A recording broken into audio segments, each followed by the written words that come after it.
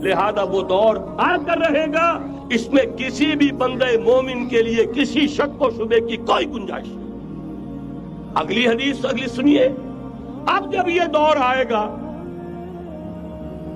تو عالمی ہوگا، جیو ورلڈ آرڈر نہیں ہوگا، جسٹ ورلڈ آرڈر ہوگا۔ یہ نیو ورلڈ آرڈر NWO، حقیقت میں جیو ورلڈ آرڈر ہے JWO، لیکن اسی کو بدلنا ہے جسٹ ورلڈ آرڈر آف اسلام، اور وہ گلوبل ہوگا۔ دو حدیثوں کا تذکرہ کر دوں۔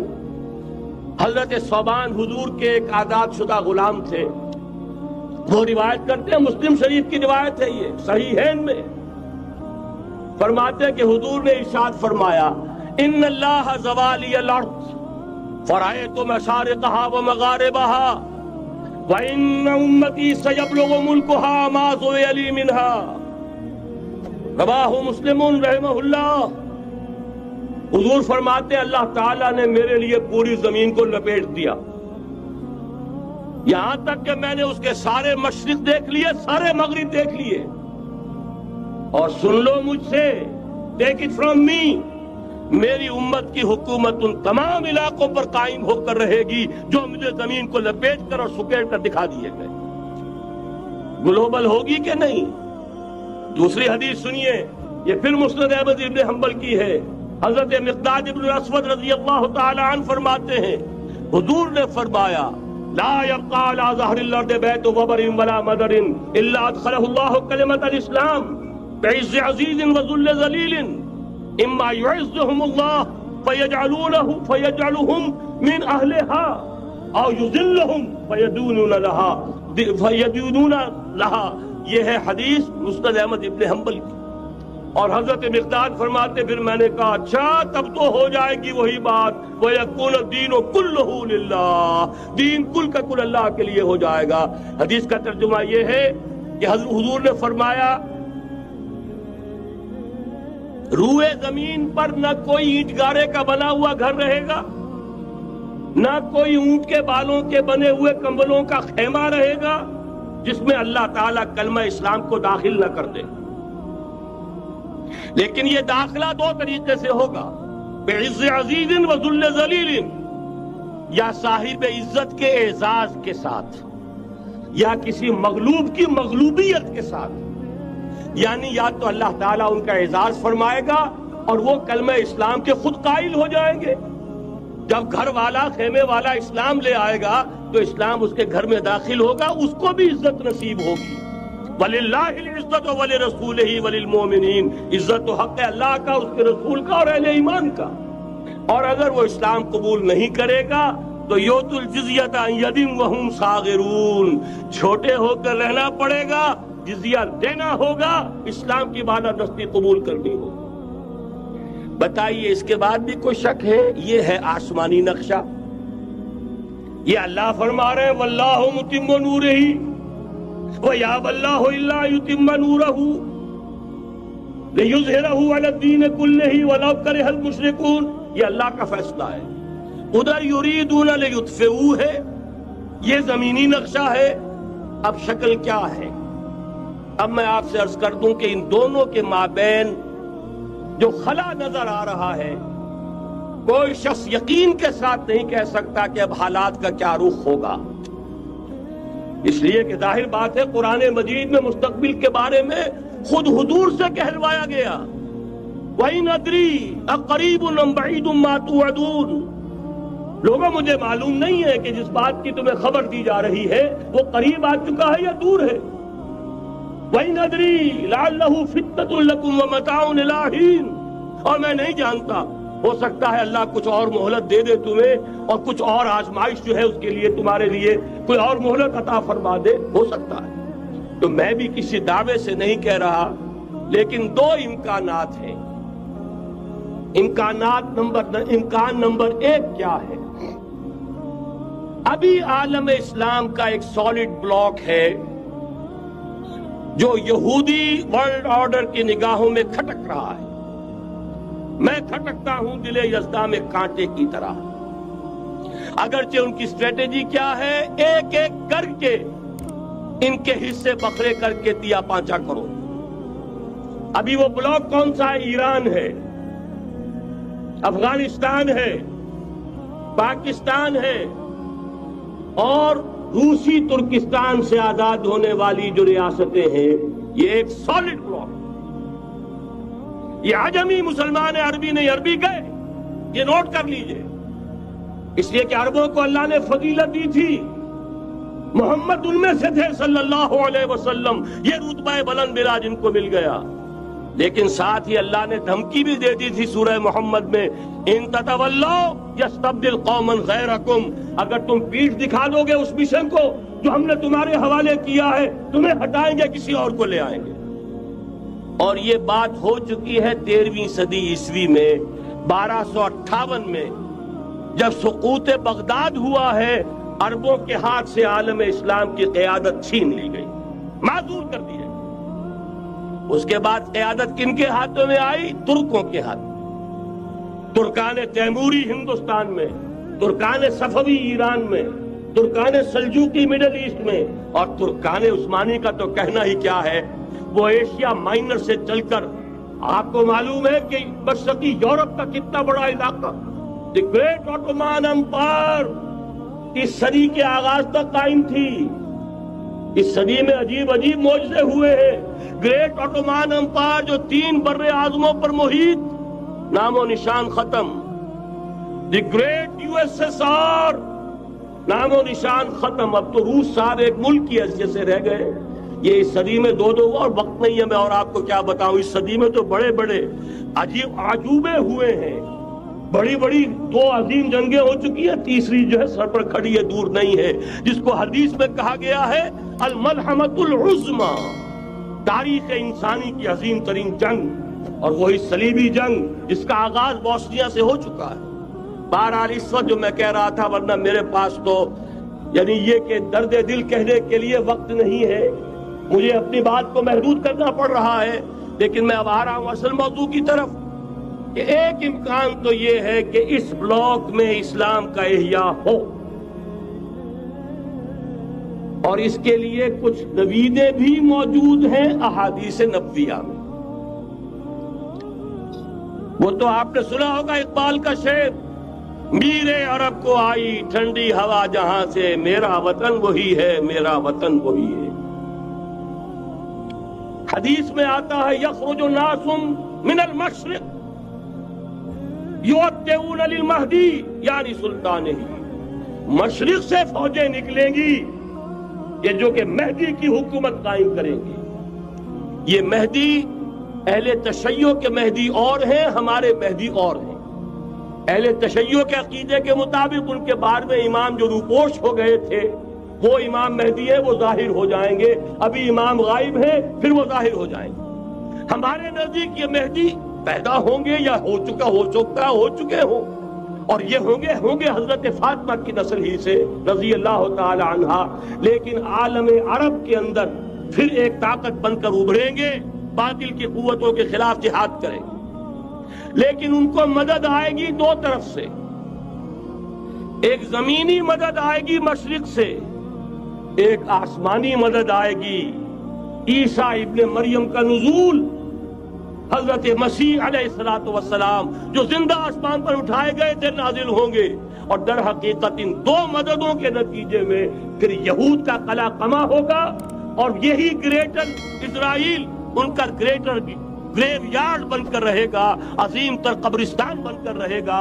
اس کی بڑی واضح حدیثیں موجود ہیں، اس کی بڑی تفصیلی خبریں موجود ہیں، یہ احادیث کی کتب کے اندر، بدقسمتی سے ہماری اس کی طرف توجہ نہیں۔ ایک تو یہ ہو سکتا ہے، اسی طریقے سے ایک اور حدیث ہے، یخرج من خراسان رایات سود، اور یہ مسلم شریف کی روایت ہے، نوٹ کیجئے گا، نہیں ترمذی شریف کی روایت ہے، یخرج من خراسان رایات سود لا يردها شيء حتى تنصب بإيلیا، اور خراسان حضور کے زمانے میں آج کے افغانستان کا نام تھا۔ یہ افغانستان میں جو جہاد ہوا ہے، غلطیاں ہوئی ہیں اور غلطیوں کا خمیازہ بھگت رہے ہیں۔ یہ تو اللہ تعالیٰ کی سنت ہے جس میں اللہ نے صحابہ کو بھی ایگزمپٹ نہیں کیا۔ غلطی کی سزا دی ہے. 35 صحابہ کی غلطی غزوہ احد میں ہوئی. جہاں سے حکم تھا کہ مت ہٹنا، 50 میں سے 35 ہٹ گئے. نتیجہ کیا نکلا؟ فتح شکست میں بدل گئی. 70 صحابہ شہید ہو گئے. اللہ تعالیٰ نے فرمایا وَلَقَدْ صَدَقَكُمُ اللَّهُ وَعْدَهُ إِذْ تَحُسُّونَهُم بِإِذْنِهِ حَتَّىٰ إِذَا فَشِلْتُمْ وَتَنَازَعْتُمْ فِي الْأَمْرِ وَعَصَيْتُم مِّن بَعْدِ مَا أَرَاكُم مَّا تُحِبُّونَ. مسلمانوں، ہم سے گلہ نہیں کر سکتے. ہم نے اپنا وعدہ سچا کر دکھا دیا تھا جبکہ تم انہیں گاجر مولی کی طرح کاٹ رہے تھے. لیکن جب تم ڈھیلے پڑ گئے، تم نے ڈسپلن کو توڑا، تم نے اختلاف کیا تو سزا دیا. تو اگر صحابہ کرام رضوان اللہ تعالی علیہم اجمعین خیر الناس بعد الانبیاء، پوری نوع انسانی کے اندر انبیاء کے بعد بلند ترین انسان، اگر ان کی بھی غلطی کا خمیازہ جو ہے اللہ نے چکھایا، کیوں چکھایا؟ ضروری تھا، آئندہ کے لیے سبق ہو جائے. وَلِيُمَحِّصَ مَا فِي قُلُوبِكُمْ، تاکہ تمہارے دلوں کے اندر اگر کہیں کوئی کھوٹ ہے اور پاک کر دیں ہم. اس لیے بہرحال غلطیاں ہوئی ہیں افغانستان میں. ایک امام کے ساتھ بیعت نہیں تھی، بلکہ بدقسمتی اور بڑھ کر یہ ہے بیعت کر کے توڑ دی. عبد الرسول سیاف صاحب کے ہاتھ پر ہمارے پاکستان کے 7 گروپ جو تھے، انہوں نے عین حرم میں بیٹھ کر بیعت کی اور پاکستان آ کر بیعت توڑ دی. سزا اس کی مل گئی. آپس کی خانہ جنگی یوں ہی نہیں ہو رہی، کوئی سبب ہے. لہذا یہ سزا تو ملے گی، لیکن جتنا خون یہاں پر خلوص کے ساتھ دیا گیا ہے اس کی مقدار بھی کم نہیں ہے. یہاں سے خیر برآمد ہوگا. اور دوسری بات اپنے بارے میں نوٹ کر لیجئے، یہ پاکستان، بچا کھچا Pakistan, what remains of Pakistan, یہ اصل میں ہے کیا؟ مولانا بہت خوبصورت انداز میں فرما رہے تھے یہ 313 نہیں تھے، اسلام تھا. اسی طرح نوٹ کیجئے پاکستان نہیں ہے، 4 صدیوں کی تجدیدی مساعی کا حاصل. آپ نے کبھی نوٹ کیا ختم نبوت کے بعد اب سب سے اونچا منصب کس کا ہے؟ مجددین. سنن ابی داؤد کی روایت، ان اللہ یبعث فی هذه الامہ علی راس کل 100 عام من یجدد لها دینہا. اور نوٹ کیجئے کوئی بات ہے، 1000 برس تک سارے مجدد عالم عرب میں پیدا ہوئے. جیسے ہی دوسرا 1000 سال شروع ہوا، الف ثانی کا مجدد اعظم شیخ احمد سرہندی کہاں تھا؟ صنم خانہ ہند میں. حاضر ہوا میں شیخ مجدد کی لحد پر، وہ خاک کے ہے زیر فلک مطلع انوار. گردن نہ جھکی جس کی جہانگیر کے آگے، جس کے نفس گرم سے ہے گرمی آرات. وہ پھر 12ویں صدی کا مجدد اعظم امام الہند شاہ ولی اللہ دہلوی، 13ویں صدی کا مجدد اعظم سید احمد بریلوی، اس کے خون کا امین اور اس کے ساتھ کے شہداء کے خون کا امین، ان کے جسموں کا امین آپ کا خطہ ہزارہ، آپ کا خطہ سوات، اس میں ان کی جانیں ہیں جو دی گئی ہیں. اور وہ نہایت میں آپ سے عرض کر دوں، دور صحابہ کے بعد اتنا خالص اسلامی جہاد پوری مسلمان تاریخ میں نہیں ملے گا جتنا وہ تحریک شہیدین کا. 14ویں صدی ہجری میں شیخ الہند جیسا مجاہد اعظم کہ انگریز نے گرفتار کر کے قید بھی کیا ہے، تو کہاں ہندوستان میں نہیں، کہاں جزیرہ سائرس، کیا نام تھا؟ مالٹا، جزیرہ مالٹا بحر روم میں. اقبال کے نفس سے ہے لالے کی آگ تیز، ایسے غزل سرا کو چمن سے نکال دو. کہیں ہندوستان کی کسی جیل میں ہوا تو شاید اس کے نفس کی گرمی ہی سے کوئی حرارت پیدا ہو جائے. اور اسی صدی میں 14ویں صدی ہجری میں اقبال جیسا مفکر، اسی 14ویں صدی ہجری میں مودودی جیسا مصنف، اسی 14ویں صدی ہجری میں مولانا الیاس جیسا مبلغ رحمہم اللہ، عظیم شخصیتیں. آج پورے عالم اسلام میں آپ کو تبلیغی دوست ملیں گے. یہ کہاں سے شروع ہوئی تحریک؟ دہلی کی ایک چھوٹی سی مسجد سے، وہ مسجد بنگلے والی اب تو بڑی عالیشان ہو گئی ہے، جب وہاں شروع ہوا تھا کام بڑی چھوٹی سی مسجد۔ یہ سارے کام یہاں کیوں ہوئے؟ پورا عالم اسلام آزاد ہوا، کہیں نعرہ اسلام کا نہیں لگا، کہیں عرب قومیت پر، کہیں کسی اور عصبیت پر تحریکیں چلی ہیں، صرف تحریک پاکستان تھی کہ پاکستان کا مطلب کیا؟ لا الہ الا اللہ۔ وہی سبب ہے کہ یہاں قرارداد مقاصد پاس ہوئی، حاکمیت اللہ کی ہے، کہ اکبر نام لیتا ہے خدا کا اس زمانے میں۔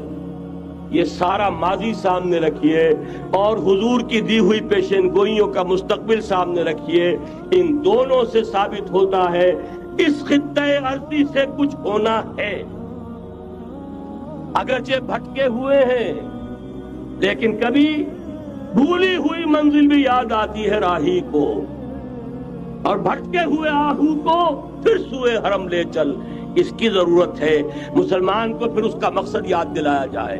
پاکستان اس لیے نہیں بنایا گیا تھا کہ ہمارے ہاں ٹاٹے اور برلے نہیں تھے تو ہمارے پاس اس کے بھی باپ وجود میں آ جائیں، اس لیے تو نہیں بنایا گیا تھا۔ پاکستان اس لیے نہیں بنایا گیا تھا کہ جاگیرداروں کی جاگیرداریاں محفوظ ہو جائیں، پاکستان اس لیے تو نہیں بنایا گیا تھا۔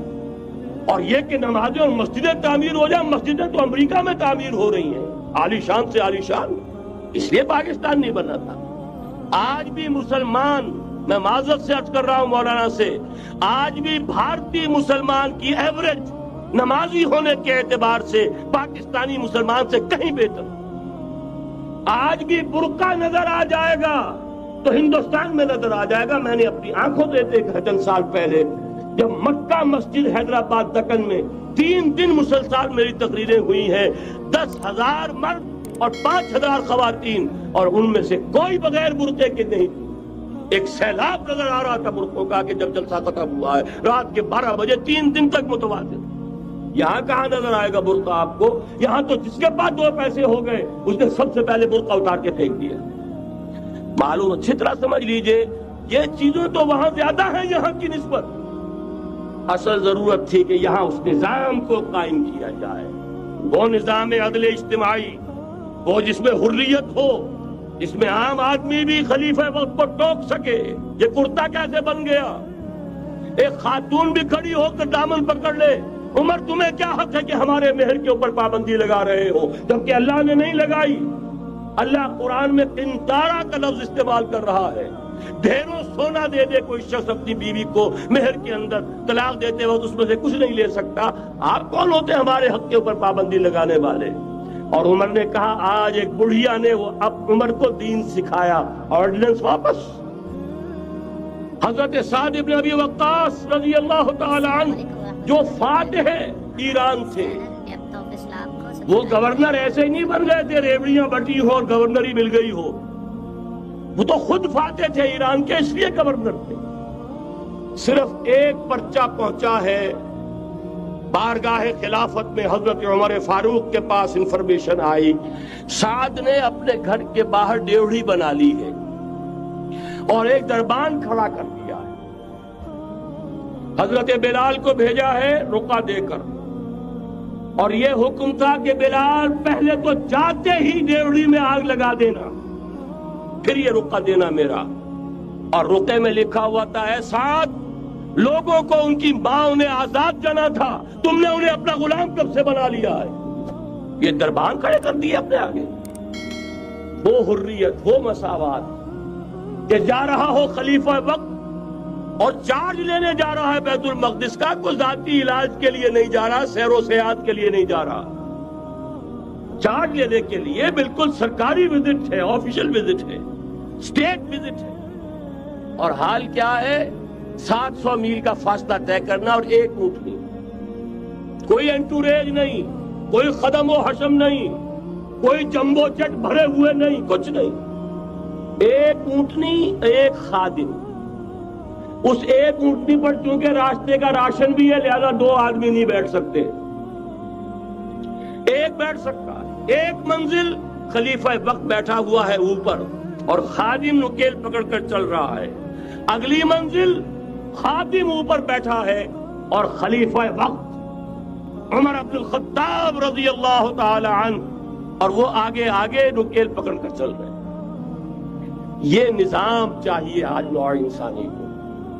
اس کے انتظار میں، اس کی تلاش میں نوع انسانی نے کتنے تجربے کر لیے، کیسی چھلانگیں لگائیں، ملوکیت ختم کی، آسمان سے گرا کھجور میں اٹکا، جمہوریت آئی نام نہاد، لیکن وہ سرمایہ دارانہ نظام بن کر آگے سے بڑھ کر لعنت بن گئی۔ پہلے جاگیردار مسلط تھا، اب سرمایہ دار اور کارخانے دار مسلط ہو گیا۔ اس سے نکلنے کے لیے زور لگایا، کمیونزم کی طرف گئے، چھلانگ لگائی، اب ایک پارٹی ڈکٹیٹر بن کر بیٹھ گئی۔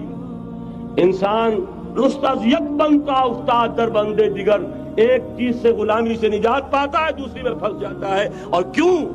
کہ وہ نظام عدل اجتماعی جو محمد عربی کو دے کر بھیجا گیا تھا، اس کے کسٹوڈین سوئے ہوئے، اس کے کسٹوڈینز کو اندازہ ہی نہیں۔ یہ نسخہ تو ہمارے پاس تھا، ہمیں عمل کرنا تھا اور دنیا کے سامنے پیش کرنا تھا۔ پاکستان بنایا اس لیے گیا تھا کہ ہم اس کا ایک نمونہ دنیا کے سامنے پیش کریں گے۔ قائد اعظم نے فرمایا تھا کہ ہم یہ چاہتے ہیں کہ پاکستان کی صورت میں عہد حاضر میں اسلام کے اصول حریت و اخوت و مساوات کا ایک نمونہ قائم کر کے دکھائیں۔ کہاں ہے وہ؟ بھٹک گئے، سو گئے۔ بہرحال اب بھی وقت ہے، جب تک سانس تب تک آس۔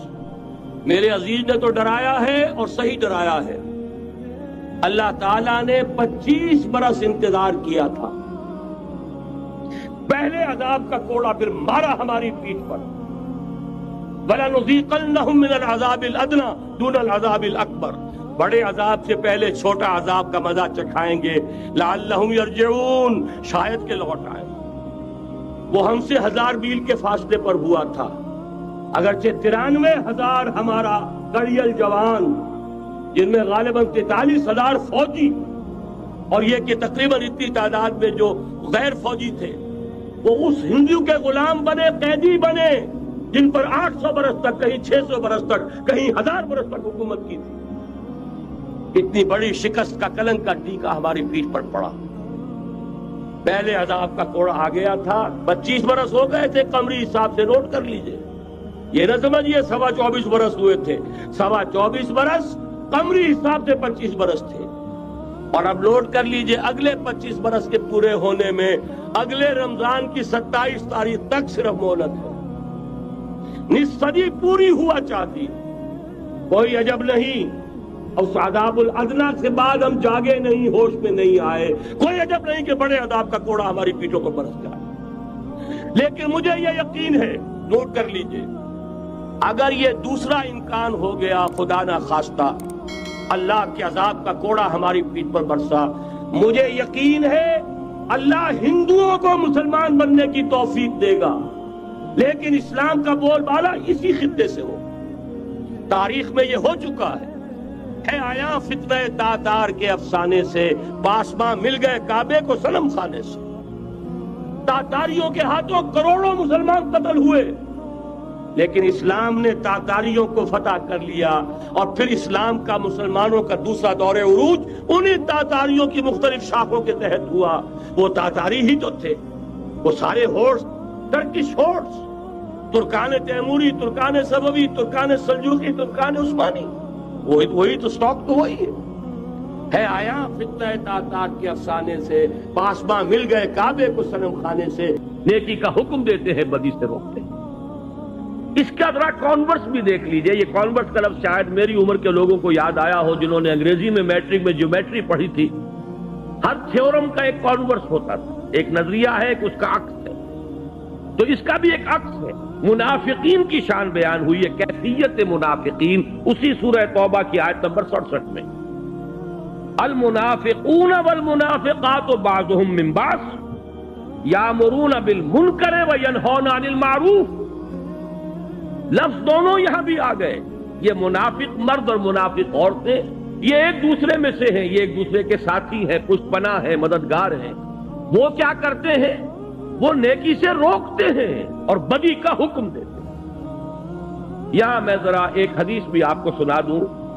ایک مرتبہ حضور نے صحابہ کرام سے فرمایا، تم لوگوں کا کیا حال ہوگا؟ کیف انتم؟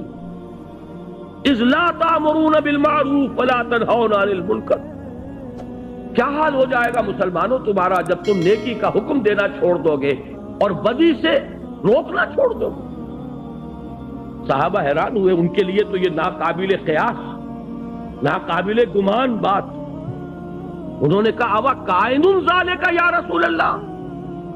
انہوں نے حیرت کے ساتھ کہا ہے اللہ کے رسول کیا ایسا ہونے والا ہے؟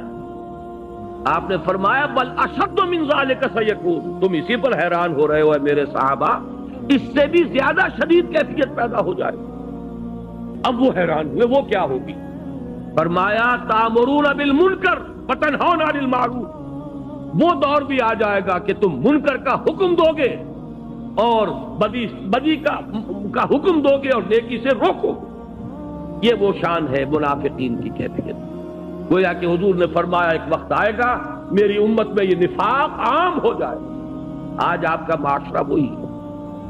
نیکی کے راستے پر چلنا بہت مشکل، بدی کے راستے کھلے ہیں، کشادہ ہیں، کوئی ریزسٹنس ہے ہی نہیں. کوئی نوجوان ذرا داڑھی رکھ لے، تمام رشتہ دار، اعزاء، قریب، والدین وہ اس کے سر کو اس پر سوار ہو جائیں گے تم نے کیا کیا. ذرا گھر میں کوئی شرعی پردہ کر کے نافذ کر کے دیکھیے، you will be an outcast. آپ اپنے معاشرے سے نکال دیے جائیں. آپ بالکل آپ کا تعلق جو ہے وہ معاشرے سے، عزیزوں سے کٹ جائے. کر کے دیکھ لیجیے. اس لیے کہ حضور نے فرمایا تھا بل اشد من ذالک سیکون، کہ میری امت پر وہ وقت بھی آنے والا ہے کہ صرف یہی نہیں ہوگا کہ نیکی کا حکم دینا روک دیں گے اور بدی سے روکنا جو ہے وہ چھوڑ دیں گے، بلکہ اشد من ذالک سیکون. اور وہ کیا ہے؟ تامرون بالمنکر وتنہون عن المعروف، جو کہ اس وقت منافقین کی شان. آگے آئیے، یہ 6 آیت میں ابھی آپ کو سنا چکا ہوں پہلے ہی. امت کا فرض منصبی، کنتم خیر امت اخرجت للناس تامرون بالمعروف وتنہون عن المنکر. نمبر 7، دور زوال میں امت مسلمہ کے لیے سہ نکاتی لاہ عمل کا نقطہ عروج. یہ 3 آیات جو یہاں درج ہیں، میں نے ایک تقریر کی تھی آپ کے اسی شہر کراچی میں ایک مسجد میں آج سے 4 سال قبل.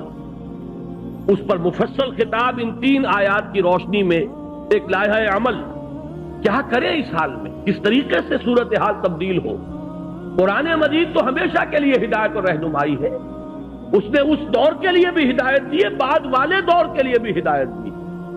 اس دور زوال میں اگر یہاں سے اب اوپر اٹھنے کے لیے آپ کو لائحہ عمل درکار ہے تو بھی رجوع کیجئے قرآن کی طرف.